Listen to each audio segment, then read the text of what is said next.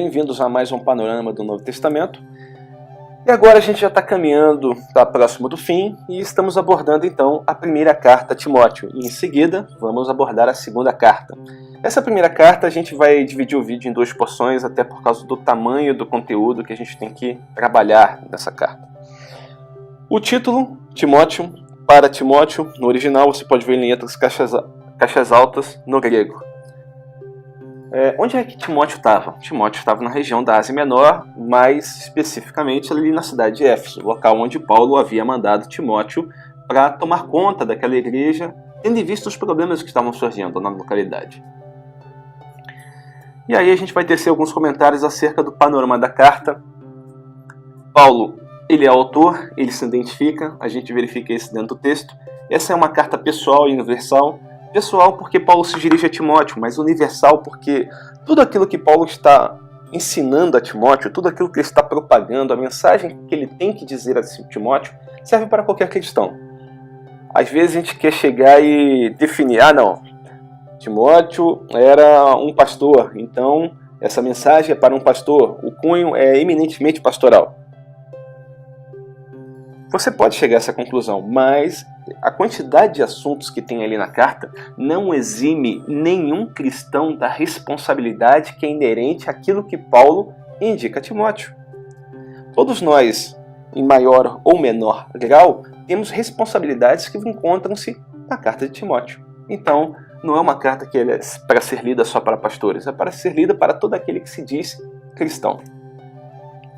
Ela é escrita aproximadamente em meados de 64, então alguns distam 2 anos para trás ou para frente.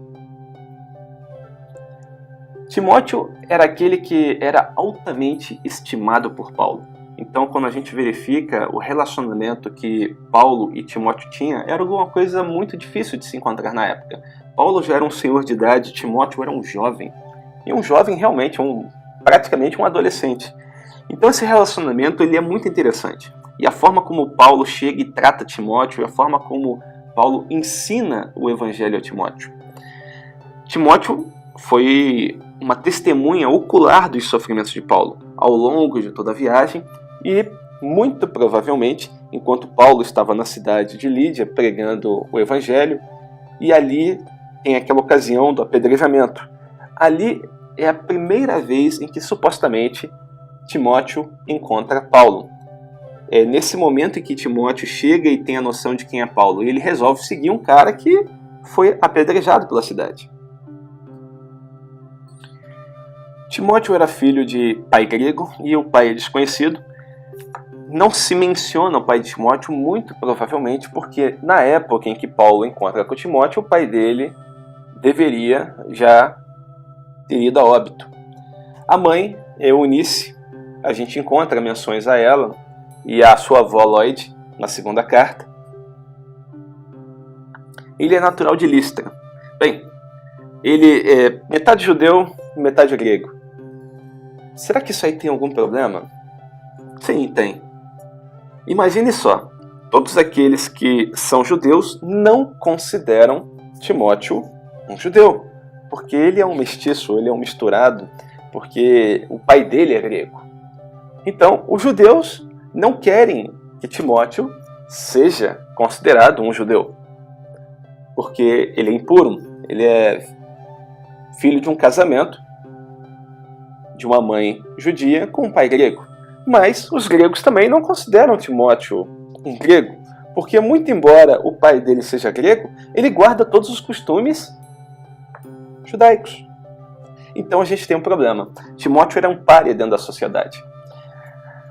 Ele era ensinado pela sua avó, pela sua mãe, em tudo aquilo que se ensinava dentro do costume judaico. Ele conhecia as escrituras, como Paulo menciona na segunda carta. Mas os judeus não consideravam ele um judeu de fato. E nem os gregos consideravam ele um grego de fato. Então esse é Timóteo. É uma pessoa que dentro da sociedade era praticamente um pária, um excluído. E o primeiro encontro de Paulo, a gente já mencionou, em Listra, naquele momento que Paulo é apedrejado e que é dado como morto, ele vai ter 15 anos de idade. quando a gente vai falar então do segundo encontro com Paulo, quando ele vai na sua segunda viagem missionária, então Timóteo tem 17 anos. E aí ele parte com Paulo para a viagem missionária propriamente dita. Timóteo então foi designado para cuidar da cidade de Éfeso por Paulo. E ele ficou com esse ministério durante um bom tempo. Outra coisa interessante para a gente mencionar a respeito da primeira carta a Timóteo é que essa carta só contém 5 versículos proféticos. Então Paulo não está preocupado em passar conhecimento das coisas que irão acontecer no final dos tempos. Paulo simplesmente está preocupado em passar as coisas do cotidiano. Você vê que a preocupação de Paulo não é escatológica. Paulo está preocupado com o dia a dia. Timóteo, fica aí, resolve os problemas, daqui a pouco eu volto. Essa é a ideia de Paulo. Quem são os protagonistas da carta? Você já conhece. Paulo e Timóteo. Os dois são protagonistas da carta. Então você verifica que o tempo todo é esse relacionamento que está sendo permeado nas escrituras, nessa porção do texto. Mas, para isso, Paulo vai utilizar outras pessoas também na carta. Vai citar Emineu, vai citar Alexandre, Adão, Eva, Jesus e Pôncio Pilatos. Então Paulo utiliza de todas as personalidades para poder chegar e dizer o que ele quer que Timóteo faça, como Timóteo se porte. É uma carta realmente eminentemente pastoral, como a gente chega e fala do cuidado, fala da administração, fala da disciplina da igreja. Mas dê uma olhada nos assuntos que ela permeia: sã doutrina, adoração pública, liderança da igreja, disciplina pessoal, zelo do corpo de Cristo. Será que algum cristão realmente pode chegar e dizer: nenhum desses assuntos cabe a mim? Isso aí é algo eminentemente para o pastor. Não podemos. Tudo isso daqui tem que ser abordado por qualquer cristão. E agora a gente vai pegar um pequeno panorama do livro de Atos para a gente entender o que acontece com Paulo depois que o livro de Atos termina. Paulo e realmente os seus últimos dias. Então a gente está ali, Paulo preso em Roma, e essa parte do texto a gente verifica Paulo chegando em Roma, e ali o texto diz que ele vai passar um bom tempo com liberdade pregando o evangelho. Então a gente tem essa porção do texto aqui. De 60 até 62, Paulo está ali, preso em Roma. Ele vai escrever aquelas cartas das prisões, da prisão, né? Colossenses, Filemão, Filipenses, entre 61 e 62, na época em que Paulo está preso. E aqui ele vai ser absolvido das acusações, mais ou menos lá para março de 62, segundo o que a tradição histórica remonta. Bem, Paulo ele acabou de escrever as cartas, Colossenses, Filemão e Filipenses, então ele vai utilizar Timóteo para que Timóteo leve essa carta à cidade de Filipos. E isso vai estar datando lá de março de 62 aproximadamente. Paulo então vai visitar a cidade de Éfeso e vai visitar a cidade de Colossenses, também lá em março de 62. E ele vai ficar aí o período da primavera até o outono nessa região. E aí Paulo visita realmente a Macedônia, então ele volta para a região da Macedônia, entre 62 e 63, entre o outono e o inverno. Depois Paulo vai visitar a Ásia Menor, de 63 a 64. E a gente tem a visita de Paulo à Espanha, de 64 a 66. O problema é que todas essas coisas não estão registradas no livro. Isso aqui é tudo tradição histórica. Aquilo que foi nos passado pelos pais das igrejas, que foi registrado em outros livros, que não, senão os livros realmente inspirados por Deus. Paulo visita então Creta, aproximadamente 66, e aí a gente vê a menção lá de Tito 1:5. A data provável que seja uma primavera nessa ocasião da visita. E aí Paulo volta a visitar a Ásia Menor em 66. Paulo vai passar em Nicópolis, 66 a 67. E Paulo está na região da Macedônia em 67. Aqui provavelmente Paulo chega e manda Timóteo para Éfeso. Ou é nesse ponto, ou é no ponto anterior em que Paulo passou na cidade da Macedônia. Então a gente tem uma data de 64, a gente tem uma data de 67, onde que Paulo passou pela região da Macedônia, onde que Paulo teve encontro com Timóteo e orientou ele para a cidade de Éfeso. Por isso que eu disse que às vezes o pessoal dista a data 2 anos para trás e 2 anos para frente, porque não se sabe ao certo se foi nessa ocasião ou se foi na ocasião anterior. Mas o que a gente tem ao certo é que Paulo é preso em Troade em 67. Ele está na região de Troade e ali ele é preso. E ele não consegue nem buscar os seus livros, os seus papiros e sua capa. No local onde ele é encontrado, em praça pública, ele é levado à força para Roma. E aí Paulo vai ficar preso em Roma de 67 até 68, mais ou menos primavera, de primavera a primavera. E aí Paulo vai ser decapitado em 68, também ali na época ali da primavera. Então a gente tem esses meses aí para a gente ter uma ideia de quando é que ocorreu a decapitação de Paulo. Bem, a gente viu como é que a história de Paulo termina. Agora vamos dar uma olhada na história de Timóteo. O início da segunda viagem, Timóteo vai ter 17 anos, então a gente tem ali mais ou menos 50 DC. No fim da segunda viagem, ele já vai estar contando com 21 em 54 DC. Na terceira viagem, ele já tem 24 anos, e aí 57 DC. E entre 57 e 64 é que ele assume a igreja. Alguns dias estão para 67. Eu prefiro ficar com 64, porque se fosse 67 ia ficar muito em cima para Paulo poder escrever a Timóteo pedindo para ele chegar e voltar. Não daria tempo para Timóteo chegar e fazer tudo aquilo que Paulo ordenou que ele fizesse na cidade de Éfeso.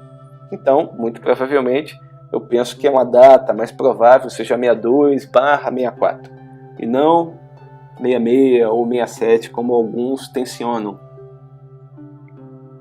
Paulo escreve a primeira carta quando Timóteo tem 32 anos, e aí Paulo vai chegar e falar para Timóteo, olha, ninguém despreze a tua mocidade, porque para o judeu, uma pessoa realmente só era digna de ser ouvida quando ele atingisse a maturidade. A maturidade se dava aos 33 anos. Então, ele não tinha atingido. Então, Paulo escreve, olha, ninguém despreze a tua mocidade. A segunda carta, então, a gente já tem Timóteo com 34 anos, vai ser escrita aproximadamente em 67, não pode ser depois disso, porque em 67 ali é o último tempo que Paulo tem para poder escrever alguma coisa. Que logo na primavera de 68 ele está ainda a óbito, está sendo crucificado. O problema é quando nós lemos a carta aos Hebreus, e a gente verifica a datação histórica e provavelmente o que está acontecendo, Timóteo ele é solto da prisão, ele está preso com 35 anos, e ele vai ser solto aproximadamente em 68. E aí fica-se o grande senão histórico. Será que Timóteo conseguiu chegar a tempo para ver Paulo antes que Paulo viesse a óbito? Não sabemos. Os dois fatos aconteceram aproximadamente no mesmo ano. Pode ser que a prisão de Timóteo fosse próxima, pode ser que a prisão de Timóteo fosse longe, pode ser que a carta nem tivesse chegado a Timóteo, tivesse chegado a Éfeso e estava esperando que Timóteo voltasse a Éfeso para poder ler a carta. Talvez alguém tenha levado a carta até o local onde Timóteo estava preso, mas de qualquer forma Timóteo ia passar em Troade para pegar o material de Paulo para poder levar para Roma. Então existem muitos senãos. A gente realmente não sabe se Paulo realmente conseguiu ter o prazer de ver o seu filho na fé antes dos seus últimos momentos. A gente sabe que ele tinha o desejo, o anseio. A gente sabe que também Timóteo muito provavelmente queria ir, mas a gente não sabe se ele realmente conseguiu. E Timóteo ele vai ser martirizado aproximadamente em 80 DC, com 47 anos. Então, o tempo de vida de Timóteo, depois que ele inicia a viagem com Paulo, o ministério de Timóteo, propriamente dito, são 30 anos. 30 anos Timóteo passou pregando, 30 anos ele viveu debaixo dos ensinamentos da palavra e pregando e ensinando as pessoas. Esse é o ministério de Timóteo. É interessante que você verifica que Paulo não era uma pessoa muito fácil de se lidar. Ele não dava missões fáceis para ninguém. A primeira missão solo de Timóteo foi encarar os crentes de Tessalônica. E a gente acabou de ler a carta um pouquinho antes. Eles estavam com medo de ter perdido a salvação, do arrebatamento já ter ocorrido e deles terem ficado para trás e que o dia do Senhor já estivesse iminente. Então eles estavam falando assim, a nossa esperança já foi. Não só a nossa, mas aqueles que já morreram, porque esses que morreram também já era. Eles não vão alcançar a salvação. Então, Timóteo não foi lá para resolver um problema de um irmão que tem um conflito contra o irmão. Não.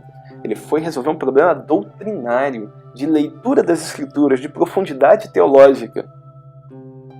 Paulo não era uma pessoa que colocava dava missão fácil para os outros. Você vê que a missão de Timóteo nunca foi fácil. E nessa época, Timóteo aí contava com tenra idade.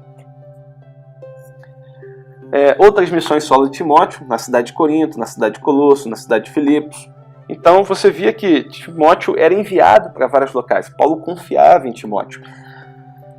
É possível também a gente verificar os locais onde que Timóteo estava presente com Paulo. E aí a gente tem a cidade de Éfeso, e a gente consegue verificar isso pelo livro de Atos. Filipos, Neápolis, Troade, Tessalônica, Bereia, Atenas, Corinto, Jerusalém. Então essas cidades todas a gente encontra Timóteo acompanhando Paulo nas viagens missionárias. Bem, também podemos verificar que Timóteo estava com Paulo quando ele escreveu aos Romanos, quando ele escreveu aos Tessalonicenses, quando ele escreveu aos Colossenses, aos Filipenses e a Filemão.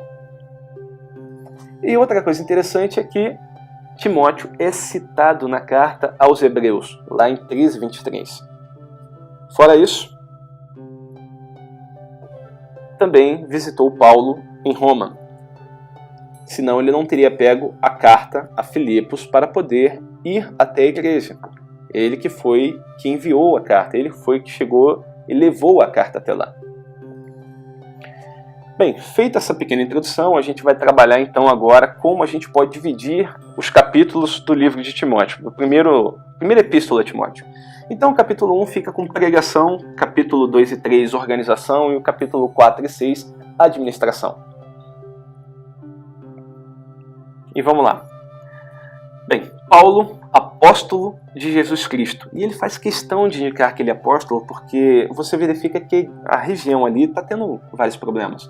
Você vê que está surgindo pessoas que estão ensinando falsa doutrina, ensinando que aquilo que Paulo professa não deve ser seguido, e nem a qualquer pessoa que seja enviado por ele. E Timóteo estava sofrendo dificuldades em manter a igreja de pé. Tanto é que Paulo chega e fala, olha, ninguém despreza a tua mocidade. Então a ideia aqui é anunciar Paulo como quem é apóstolo, como quem verdadeiramente foi enviado numa missão oficial de caráter urgente pela própria autoridade mor, que poderia ter delegado a missão. A palavra apóstolo é isso, é aquele que é enviado numa missão oficial em caráter de urgência. E a missão só é oficial se ela é delegada pelo próprio autor da missão, pelo próprio rei. Então Paulo está dizendo, eu sou mensageiro de Cristo. Eu estou aqui em caráter oficial. Não foi porque alguém quis, não foi da minha vontade. Na realidade foi um mandato de Deus, foi algo impositivo. Eu não escolhi fazer isso. E aí, Paulo vai continuar dizendo que ele foi mandado por Deus, nosso Salvador, e de Cristo Jesus, nossa esperança, a Timóteo, verdadeiro filho na fé. E aqui Paulo já está chegando e falando, olha, tudo aquilo que eu fiz, tudo aquilo que eu ensinei, tudo aquilo que eu professei, tudo aquilo que vocês sabem a respeito da minha pessoa, tudo aquilo que vocês pensam que eu tenho de conhecimento, bem, eis Timóteo, meu verdadeiro filho na fé. Tratem a ele como vocês tratariam a mim. Ele anda comigo. Ele sabe aquilo que eu falo, a forma como eu falo. Ele não sabe o meu proceder. Ele acompanhou a minha viagem ao longo dos anos. Ele tem experiência em resolução de problemas, porque ele me viu resolvê-los. Ele me viu pregar, ele me viu anunciar. Ele é uma pessoa digna de confiança. Ele é o meu verdadeiro filho na fé. Graça e paz e misericórdia da parte de Deus Pai e de Jesus Cristo, nosso Senhor. E aí a gente começa a trabalhar os textos de 1 Timóteo. Quando eu estava de viagem rumo da Macedônia, te roguei que permanecesses ainda em Éfeso, para admoestardes a certas pessoas, a fim de que não ensinem outra doutrina, nem se ocupem com fábulas e genealogias sem fim, que antes promovem discussões do que serviço a Deus na fé. Então você verifica que Paulo recorre a Timóteo para que Timóteo permaneça na cidade de Éfeso. E para que ele tem que permanecer na cidade de Éfeso? Paulo também vai deixar isso claro. olha, você tem que permanecer porque eu preciso de alguém que dê ordens severas, que anuncie que aquilo que eles estão fazendo é radicalmente diferente daquilo que eu tenho ensinado, daquilo que eu tenho professado. Eles estão pregando os mitos judaicos.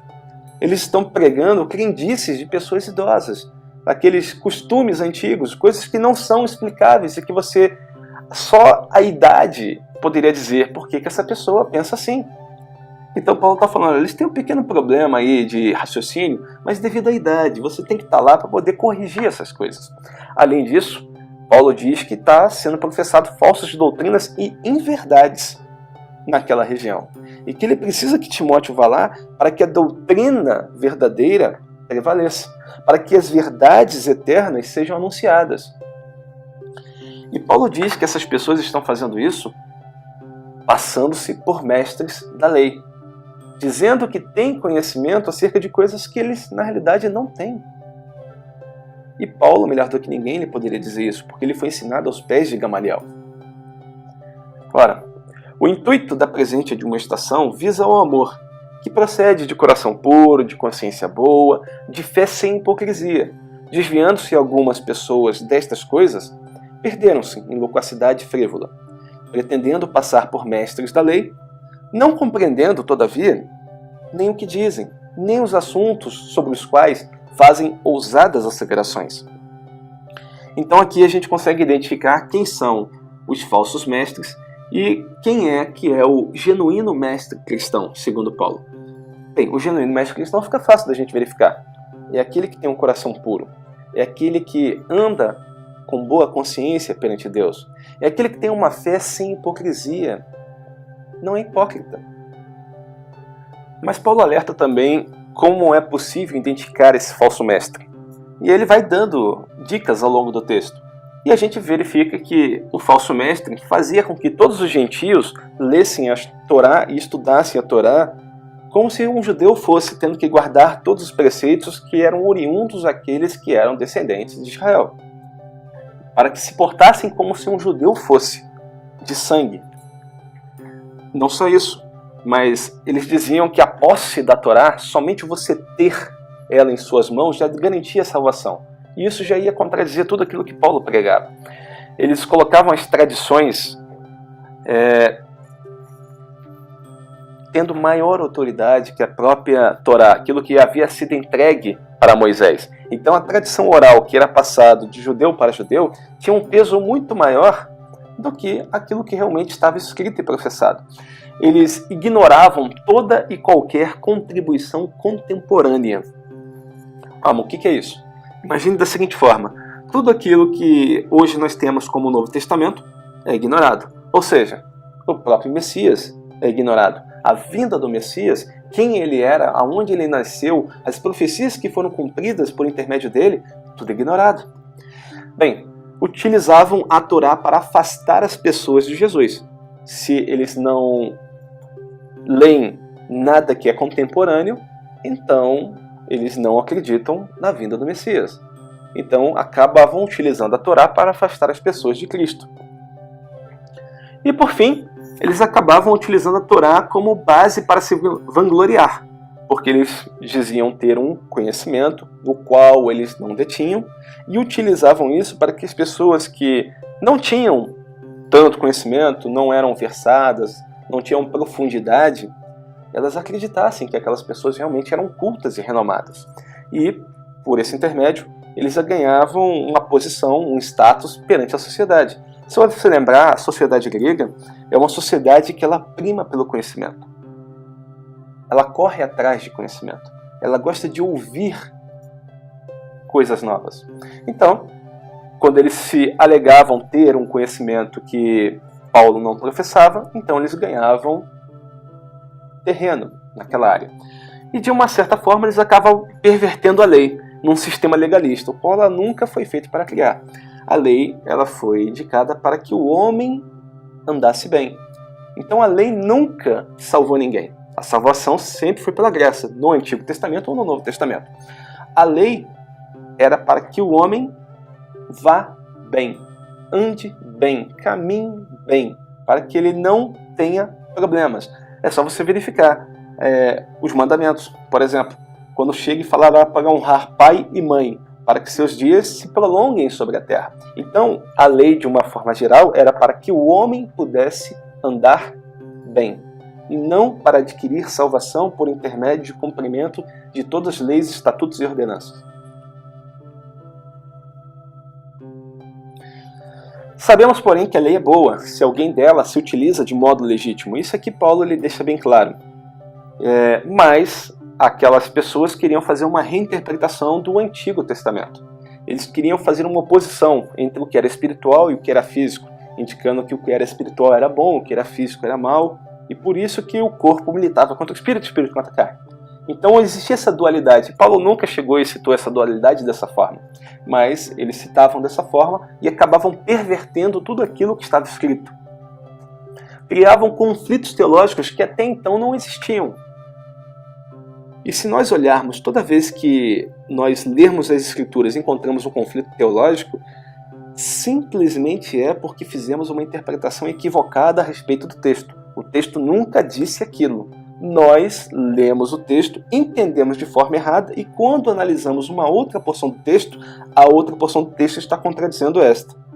Ou seja, minha interpretação do texto está errada, porque o que está escrito tem que estar em consonância com os outros textos da Bíblia. Um dos dois textos eu fiz uma análise errada do que está escrito, então eu tenho que voltar e reinterpretar. Bem, eles não faziam isso, e por causa disso criavam conflitos teológicos. Tendo em vista que não se promulga a lei para quem é justo, mas para transgressores, rebeldes, irreverentes, pecadores, ímpios e profanos, parricidas e matricidas, homicidas, impuros, sodomitas, raptores de homens, mentirosos e perjuros. Aqui eu não vou entrar com profundidade em nada, eu só vou fazer um pequeno comentário. Essa parte que está iluminada em azul, se você ler o que está aí e você for lá, na primeira metade dos 10 mandamentos, você vai encontrar ela lá. E a segunda parte, iluminada em verde, você vai verificar que ela entra em consonância direta com a segunda metade dos mandamentos.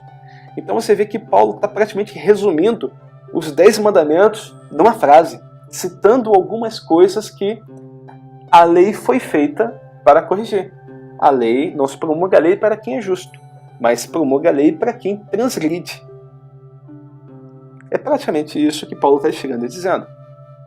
E para tudo quanto se opõe à sã doutrina, segundo o Evangelho da glória de Deus bendito, do qual fui encarregado. Então a lei é para tudo aquilo, e para tudo aquilo que se opõe à sã doutrina. Mas o que é a sã doutrina?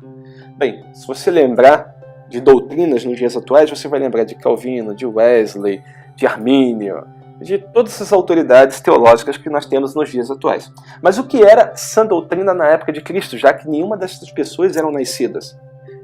Bem, só existe uma resposta para você. A sã doutrina era aquilo que nós chamamos de teologia bíblica. Sou grato para com aquele que me fortaleceu, Jesus Cristo, nosso Senhor, que me considerou fiel, designando-me para o ministério, a mim, que noutro tempo era blasfemo e perseguidor e insolente, mas obtive misericórdia, pois o fiz na ignorância, na incredulidade. Transbordou, porém, a graça do nosso Senhor com a fé e o amor que há em Cristo Jesus. E aqui Paulo chega e deixa a grande dádiva do Evangelho. Aquilo que o Evangelho pode fazer por qualquer pessoa, de transformar até o mais corrupto pecador num audacioso pregador da palavra. E Paulo tenta deixar isso o mais claro possível quando ele se identifica como aquele homem que perseguia a igreja, aquele homem que pegava e prendia os irmãos, aquele homem que levava os irmãos praticamente a óbito, porque eles iam ser julgados, sentenciados e iam morrer. Aquele homem que consentiu na morte de Estevão. Achou que era correto, que era certo. E Paulo chega e fala que a graça o alcançou. E por causa disso, hoje, ele era um audacioso pregador da palavra. E ele fala isso para Timóteo, para o seu filho na fé, chegando e falando: Timóteo, rememora tudo aquilo que eu conversei contigo. Eu era essa pessoa, eu sou outra agora.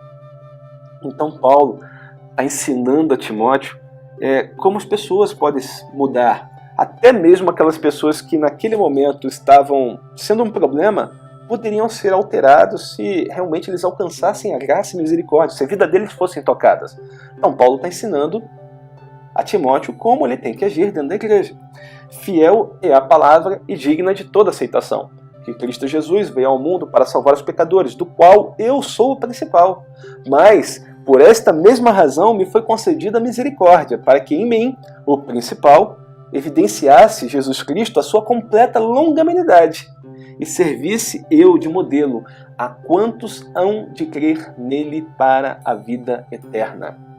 Bem, o que eu quero chamar a atenção dentro desse texto para você? Quem é fiel? Essa é a primeira coisa que eu tenho que chamar a atenção. Fiel é a palavra, é o que o texto diz. Não diz que qualquer outra coisa é fiel. Ele fala, a única coisa que é digna de fidelidade é a palavra. Você tem que confiar em tudo que está escrito. Se existe algo que é digno de fidelidade, de você crer, é o que está escrito. Mas por que a palavra ela é fiel? Ela é fiel por causa do autor dela. Porque ele é o autor da palavra. Porque Deus realmente foi o autor, foi aquele que escreveu, foi aquele que comanda a história. Deus é aquele que está de fora do tempo e do espaço, que ele não sofre ação do tempo e do espaço e que tudo que ele diz se cumpre em conformidade conforme ele anuncia. Eu não consigo chegar e falar, olha, tenha fé em mim, porque eu vou chegar às 10 horas no local que marcamos para a gente poder sair e visitar uma determinada pessoa. Pode ser que eu me atrase, pode ser que um pneu fure, pode ser que eu seja assaltado, pode ser que eu morra. Inúmeras coisas podem acontecer e eu não conseguir cumprir com a palavra que eu empenhei. Eu estou dentro do tempo e do espaço, eu sou fração do tempo e do espaço e tudo aquilo que eu consigo cumprir é única e exclusivamente porque Deus assim permitiu. Agora, existe alguém que está fora do tempo e do espaço, o qual todas as coisas estão subordinadas a ele e que nada acontece sem que ele deixe. Este é Deus. E se existe este ser capaz de fazer com que tudo se cumpra em conformidade como ele predisse, então aquilo que ele afirma e aquilo que ele escreve é digno de fidelidade, é digno de confiança, porque as coisas acontecerão em conformidade com o que está escrito. Então Paulo chega e disse, por que a palavra é fiel? Porque Deus é o autor da palavra. E ele tem compromisso com aquilo que ele escreveu, com a palavra que ele empenhou. A palavra dele não volta vazia.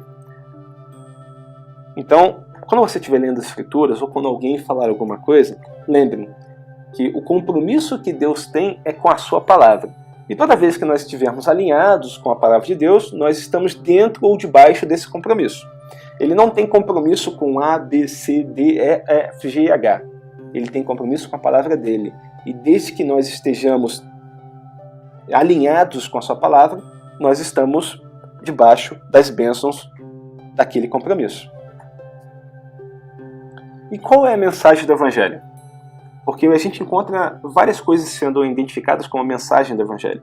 Mas seria um novo estilo de vida? Seria um novo modo de olhar para o horizonte? Seria uma forma de adquirir riquezas? Uma forma de adquirir fama? Ou uma forma de adquirir prestígio?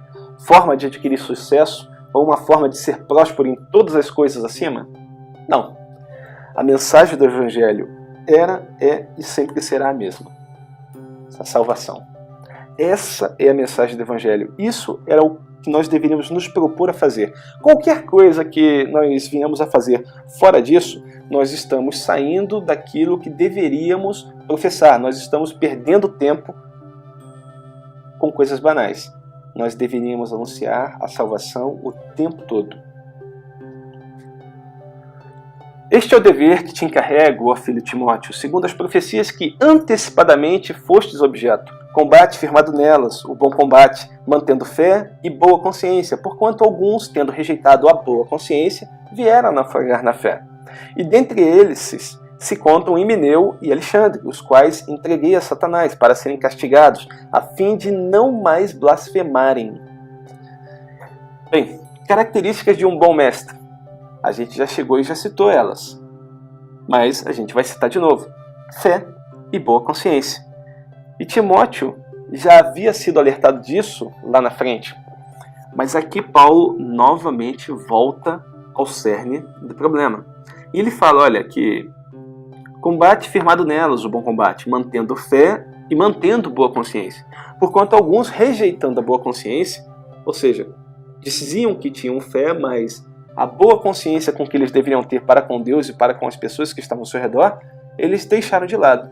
E por não agirem mais com boa consciência, vieram a naufragar na fé. Então eles perderam as duas coisas. E aqui ele vai citar Emineu e Alexandre, os quais ele entrega a Satanás. Bem, a gente tem aí Emineu como algum tipo de empresário criador de problemas, a gente vai ver lá em 2 Timóteo, e Fileto como aquele que enfraqueceu a fé das pessoas, ensinando que a ressurreição já havia ocorrido. Quando Paulo fala que ele entregou eles a Satanás, Paulo simplesmente está chegando, olha, eu excluí eles do convívio da igreja. Aqui em momento nenhum está chegando dizendo que Paulo os destinou para o inferno. Os verbos utilizados no grego indicam que a intenção de Paulo era que eles, por intermédio dessa exclusão, se arrependessem e voltassem ao convívio correto dentro do seio da igreja. E aqui eu vou dar uma pequena pausa na gravação, vamos salvar essa porção e iniciar uma nova, tendo em vista não ficar com um vídeo muito grande, muito extenso, e aí fica mais fácil de postar ele na internet. Então, a gente termina aqui essa porção e a gente vai iniciar, então, o capítulo 2 e capítulo 3 falando sobre a organização da igreja no próximo vídeo. Fique com Deus, fique na graça do Senhor e acompanhe o resto do desenrolar desse panorama do livro de Timóteo. Graça e paz.